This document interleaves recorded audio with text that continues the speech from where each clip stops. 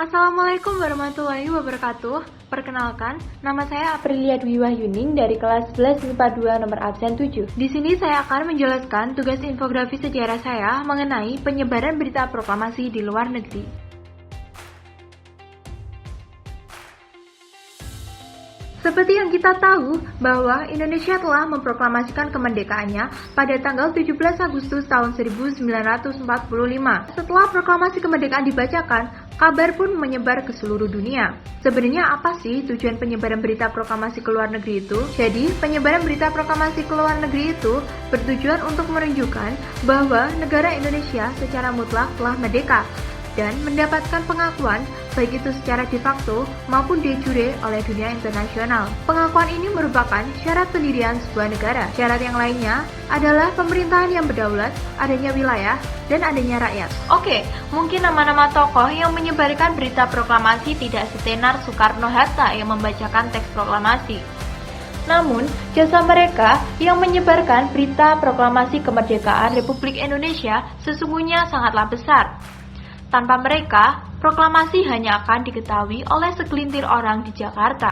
Singkat cerita, pada tanggal 17 Agustus tahun 1945, Soekarno-Hatta membacakan teks proklamasi di Jalan Pegangsaan Timur nomor 56 Jakarta. Setelah itu, para pemuda berusaha untuk menyebarkan berita proklamasi itu hingga ke pelosok tanah air. Awalnya, Jenderal Yamamoto, pemimpin tentara Jepang di Indonesia, memerintahkan agar berita proklamasi itu tidak disebarluaskan.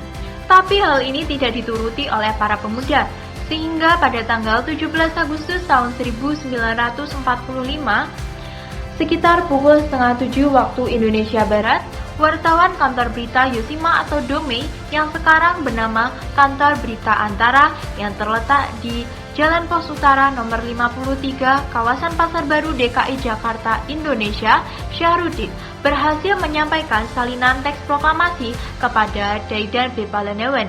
Kemudian oleh Daidan B. Palenewen, teks proklamasi tersebut diberikan kepada Evus, seorang markonis atau petugas telekomunikasi di kantor berita tersebut, untuk menyiarkan berita proklamasi tersebut sebanyak 3 kali. Namun, baru 2 kali Evus melaksanakan tugasnya, masuklah nih orang-orang Jepang ke ruangan radio sambil marah-marah, sebab mengetahui berita proklamasi telah tersiar keluar melalui udara. Bahkan, mereka sempat diminta untuk menghentikan pemberitaan.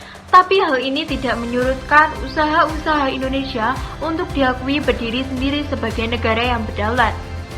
Mereka nekat dengan terus menyiarkan berita proklamasi. Pada akhirnya, akibat dari jasa mereka, berita ini dapat diteruskan hingga ke luar negeri. Wartawati SK Trimurti menjelaskan bahwa pada tanggal 18 Agustus tahun 1945, sebuah kantor berita Amerika di San Francisco telah memberitakan kemerdekaan sebuah negara baru di Asia Tenggara bernama Indonesia. Di samping melalui siaran radio, para wartawan juga menyebarluaskan berita proklamasi kemerdekaan melalui media cetak, seperti surat kabar, selebaran, dan penerbitan-penerbitan yang lainnya. Di sini kita mengetahui bahwa tanpa adanya jasa dan perjuangan yang gigih dari mereka, mungkin sampai saat ini tak akan banyak orang yang tahu bahwa Indonesia telah merdeka. Baiklah, sekian yang dapat saya sampaikan. Semoga bermanfaat dan mohon maaf bila terdapat kesalahan kata. Terima kasih. Wassalamualaikum warahmatullahi wabarakatuh.